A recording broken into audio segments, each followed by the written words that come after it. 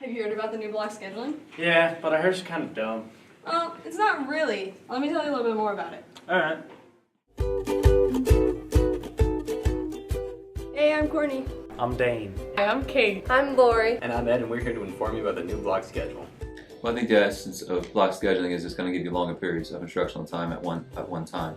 So you're going to be about 15 minutes longer for each period to allow you to do more activities within class and have a little more continuity and a larger block of time at once.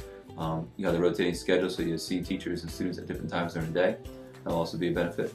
And the unit lunch.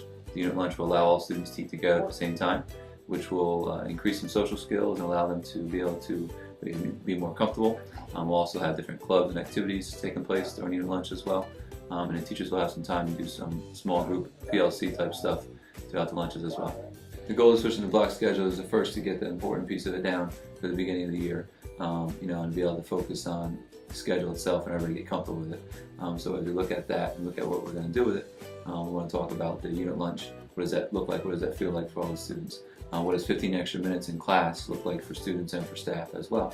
That's an important thing. It's different for students and for staff. To be able to have staff plan for that is going to be an important piece of it too, and that's going to be a different aspect of the rotation of that and how that feels to be able to meet 3 out of 4 days for your class, to meet for a long period of time at once.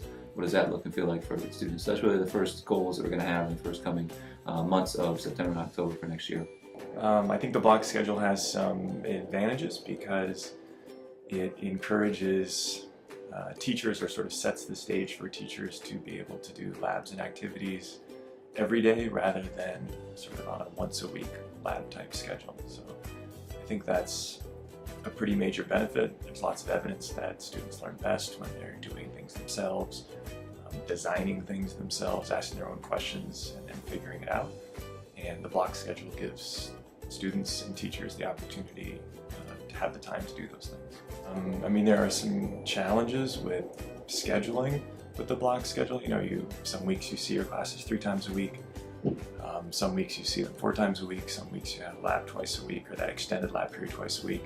And some weeks you don't. So that part gets a little bit complicated, especially if you have more than one section of the class, to try to kind of keep the classes in the same place. But I think the trade-off is worth it.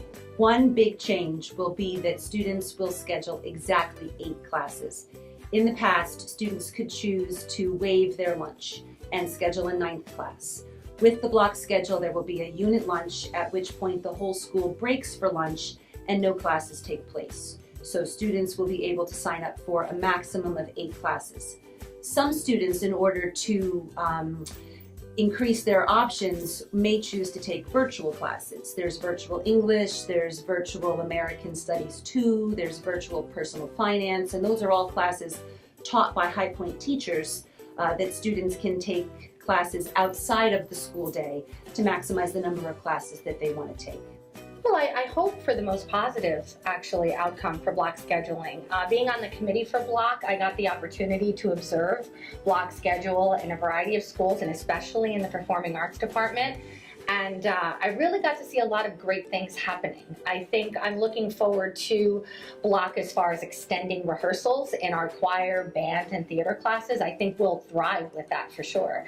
And as far as lessons are concerned, they will happen as people expect them to happen. They'll still be on a rotating basis.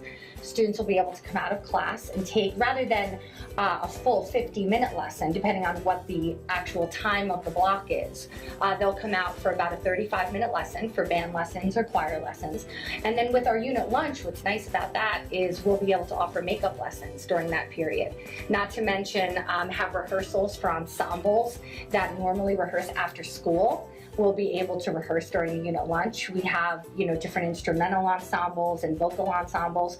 And so that's nice because students are involved in so many things. They could actually rehearse during the school day, during lunch, and then do other things after school. So we're just keeping an open mind. It's changed, and change is scary, but it can really work. And we're gonna try to make it work and see if it's the right move for High Point.